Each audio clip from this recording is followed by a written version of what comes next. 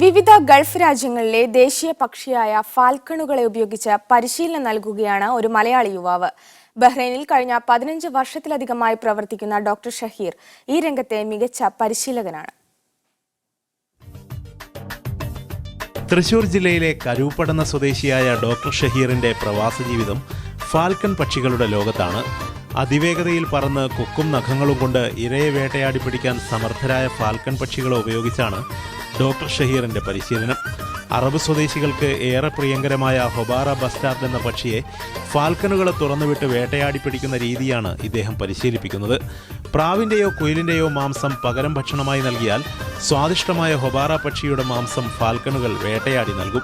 മണിക്കൂറിൽ 350 കിലോമീറ്റർ വരെ വേഗത്തിൽ പറക്കാൻ കഴിയുന്ന ഫാൽക്കൺ പക്ഷികൾക്ക് ഇതിനായുള്ള പ്രത്യേക പരിശീലനം ഡോക്ടർ ഷഹീർ നൽകുന്നു. ഫാൽക്കണെ ട്രെയിൻ ചെയ്യൽ 10 വയസ്സ് തൊട്ട് തുടങ്ങിയതാണ്. ഫാൽക്കണെ ട്രെയിൻ ചെയ്യൽ എൻ്റെ ഒരു ഡ്രീം തന്നെയായിരുന്നു. ഇവരെ എൻ്റെ കയ്യിൽ ഹോൾഡ് ചെയ്യലും പിന്നെ ട്രെയിൻ ചെയ്യലും ഇവരുമായിട്ട് ഹണ്ടിങ്ങും എല്ലാം ചെയ്യൽ.